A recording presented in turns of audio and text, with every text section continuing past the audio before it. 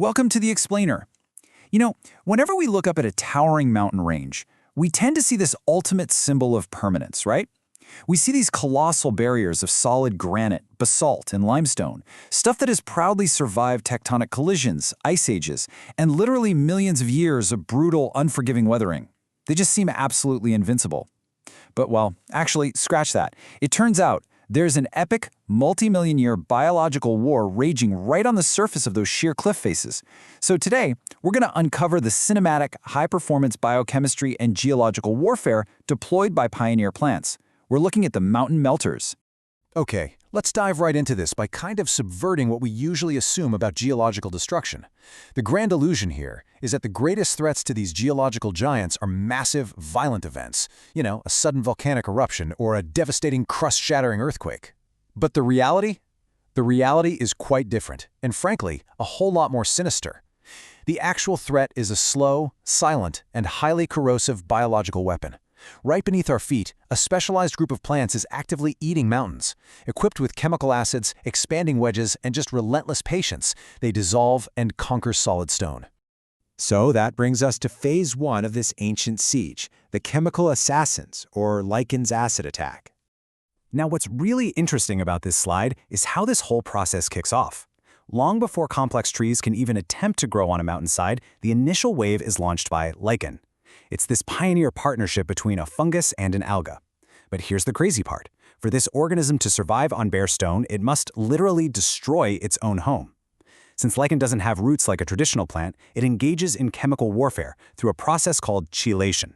It secretes highly corrosive organic acids, primarily oxalic acid, directly onto the rock surface.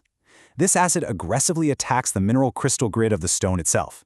It dissolves the mineral bonds holding the rock together, stripping vital nutrients right out of the crystalline structure. Let's actually break down the biochemistry on screen here.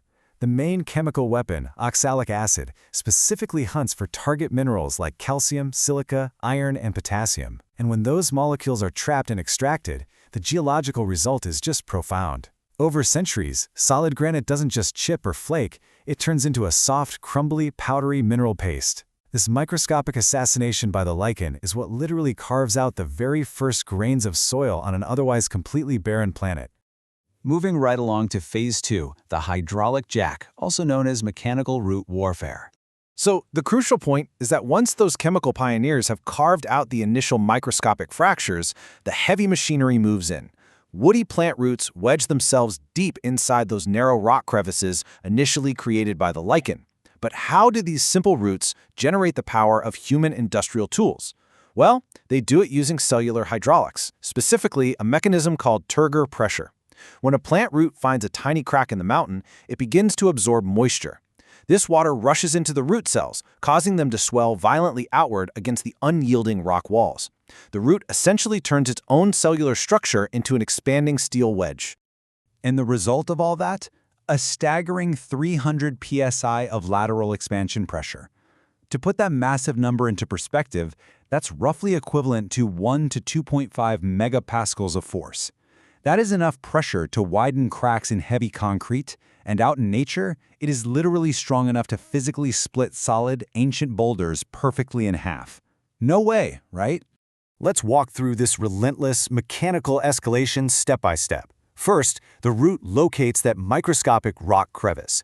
Second, it waits for rain or ground moisture, and the root cells rapidly absorb that water. Third, the resulting turgor pressure violently swells the cells outward. And finally, step 4, that unyielding force eventually overcomes the tensile strength of the solid stone. Day by day, molecule by molecule, the root pushes outward, destroying the rock as it searches for life-saving moisture hidden deep within the mountain's core. It's just incredible.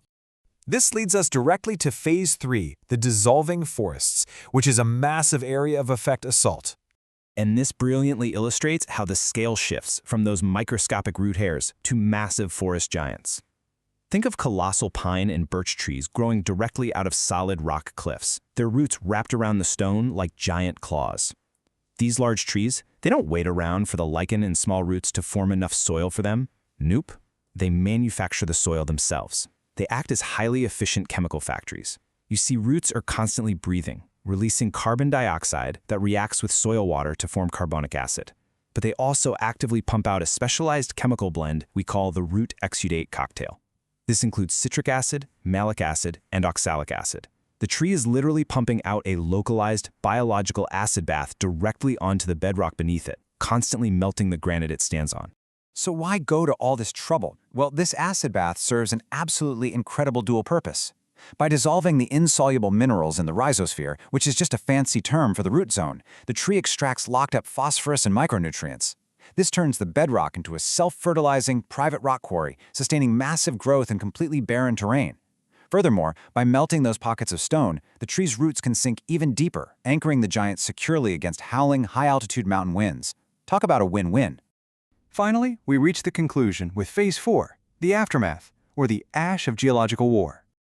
I want you to picture a common, everyday household potted plant resting quietly in a clay pot, maybe on your windowsill right now.